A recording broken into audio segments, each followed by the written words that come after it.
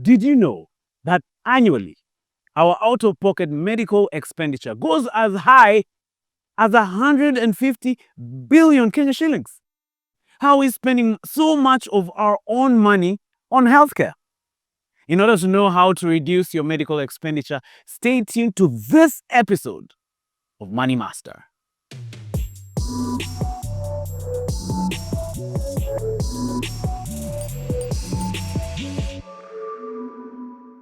Oftentimes in Kenya, healthcare is a very complicated scenario, There's industry jargon, there are professionals who you don't understand, and then there are expenses which just hit you from the side. You're like, hey, where did this come from? And most times you end up spending more than you had planned to. To illustrate this point, I want to talk to a few Kenyans in a game I'm calling Who is My Doctor? What's your name, my brother? My name is Eutychus Motanya. Kathy Ernest and Mwangi. What doctor do you go see when you have a broken bone? No idea, but bone is something like that. Pediatrician. What does a pulmonologist treat? Any idea? Ngumu kidogo. I've never heard of that. Who do you see if you have hemorrhoids? Don't know. Jina imepotea pia. Who do you go to when you have hormonal problems or thyroid? Hormonal, I think I'll go to a gynecologist. Still, I'll go to a general practitioner. Who can diagnose and treat liver disease? Imekuwa ngumu tena. I don't know anything to do with medicine, so... Did you guys see the bonist? Bonist! Ukivunjika mkono unaenda kwa bonist. But that's just us. That Kenyans speak. Even usiongea. Because sometimes we don't know who we're gonna see. We don't know which doctor to see. Because we're like, sasa, ni nani? Because look, I just want to paint a scenario. Just indulge me here. You're at home. You're at home, you're relaxing. But it's not so relaxing because your breathing is heavy. Isn't there? You're like, Aish, I need to get to the hospital ASAP. And when you get there, you walk in there at the lobby, the first thing they hit you with, consultation fee. And they tell you nicely, hey, lazima ulipe consultation. They're looking for your wallet. You have to pay, no mercy. So from there, they send you to a lady there, a nurse. She sits there, looks at you, measures your height, and tells you, hey, go to that room, we need to do some blood work. Then from there, go here, go there. So she lists a whole list of places where you have to go. And remember, all these stops, you have to pay. You have to pay for the CT scan. You have to pay for the MRI. Then when you're done, you come back, she tells you, hey, by the way, hatujafanya stool sample. Chukua hii uende ufanye stool sample. You're like, stool sample? I thought it was a chest problem. But you have to do it because you want to get better, right? So you leave there, go back home. They tell you come back tomorrow because, your tests will be ready in the morning. When you get back there, they're like, hey, CT scan itabidi turudie. Turudie CT scan. And you have to pay, man. So remember, all these stops, you're paying out of pocket. And then finally, thankfully for your wallet, they send you to the final boss. You know that person they were talking about here? The pulmonary person. And he looks at you and tells you, hey, by the way, how old are you? Like, no, I'm 40. Why did you do a stool sample? You're like, hey, why? Why did I do a stool sample? So you're heading back home wondering, why did they do all these tests? And remember, all these tests cost you money. You paid for each stop, including your stool sample yako. So you ask yourself the question, you know that question? Why didn't I get medical cover? Why? Mbona sikuchukua? Niliambiwa na nikakataa. So on your way home, you're thinking, oh my God, my pocket has suffered. My ignorance has cost me. And it happens to the best of us. And some of these accidents just happen at home. You're at home, you're cooking some ugali mboga na nyama, right? So unajua hizo sufuria tatu kwa nyumba, ugali mboga na nyama, sindio? And then the water pours on your hand, you get scalded. You're like, ay, what do I do? Like, what would you do? Do you have knowledge in regard to first aid? Do you know how to treat a basic thing that happens to you, a basic accident that happens to you in the house?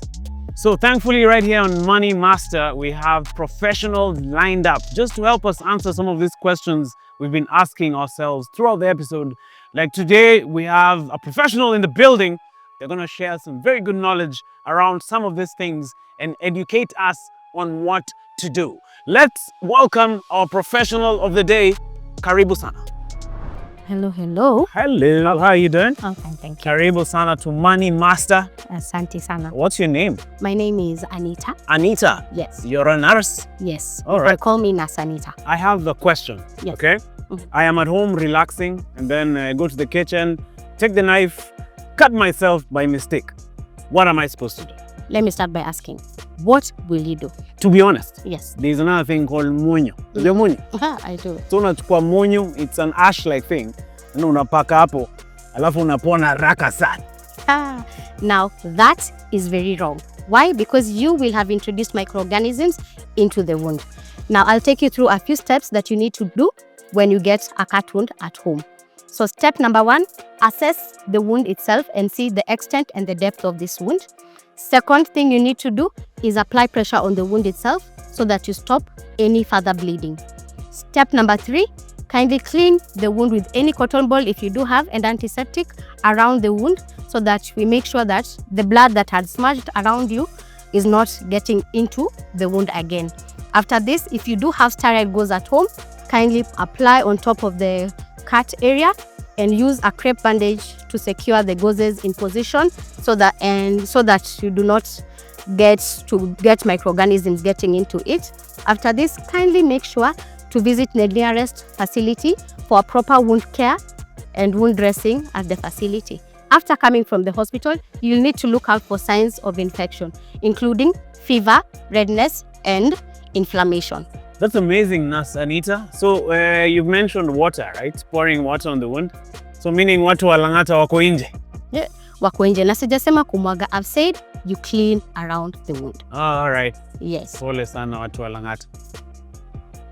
But you've mentioned blood. Yeah. And I don't know about the people who are watching. Me, when I see blood, sometimes I faint. Haya. Uoga naya? Hiyo yako ni serious. What is someone supposed to do when someone around them has fainted?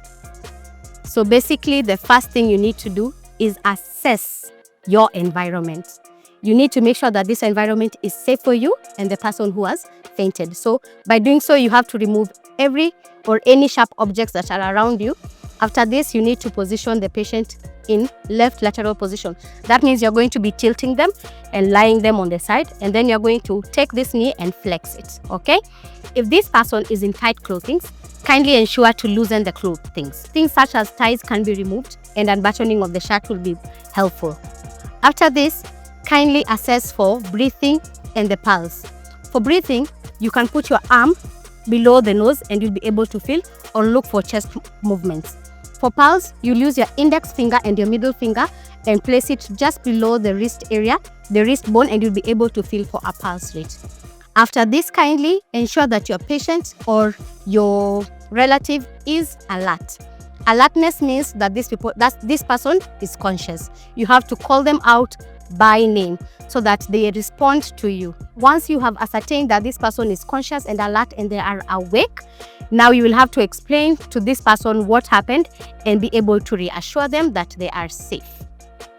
That's really interesting. So call them by their name.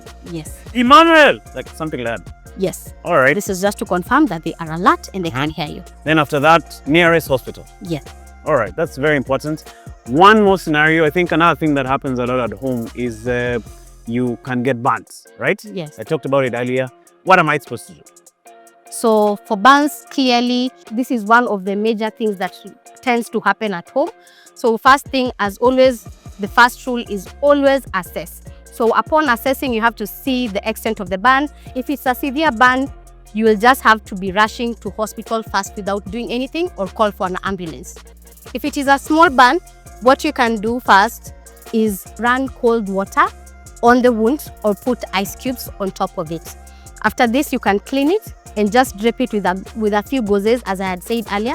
If you do have gauzes in the house, cover that area with sterile gauzes. These are usually found in any chemist near you or even a pharmacy that is near you. and then put a very loose crepe bandage and rush to the nearest facility for proper wound management or wound dressing by professionals at the facility.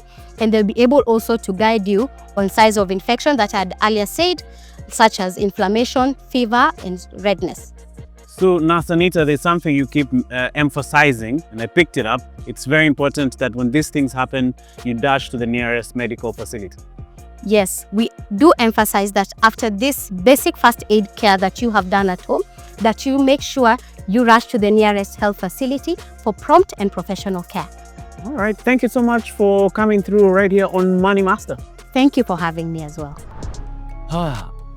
Look, I know some of you have been thinking of getting medical cover, but you have, a couple of thoughts, interrupting the process. You're thinking, hey, this thing is too expensive.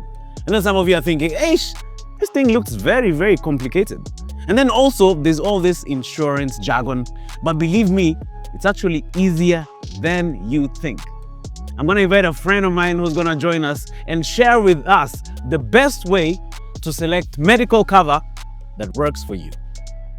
Marianne, I hope you're here. No, we're waiting. Come through. See you soon.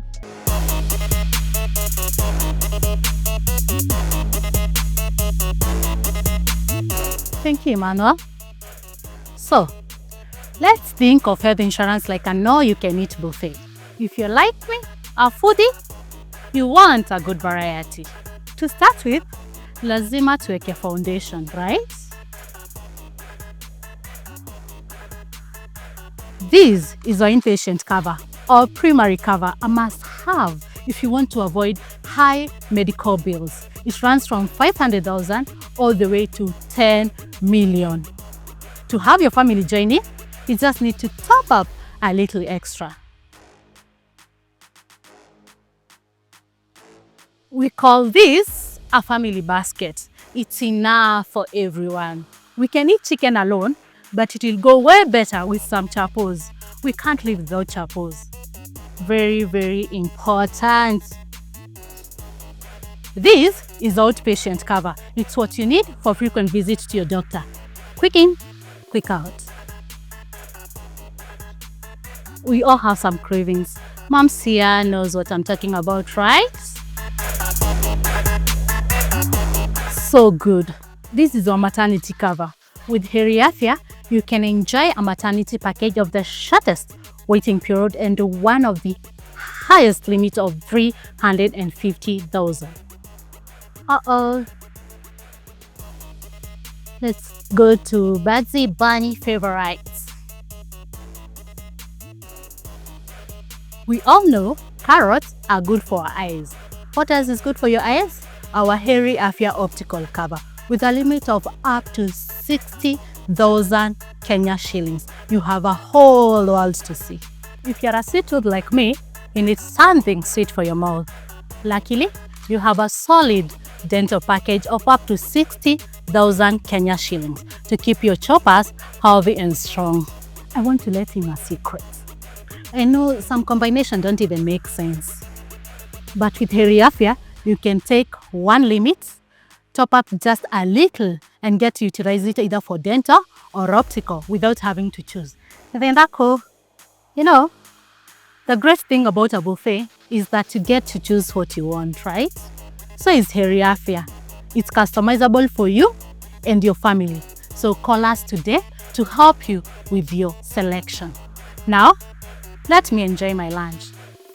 Bye-bye. Thank you so much for that, Marianne. As you guys have heard, selecting medical cover is as easy as pie.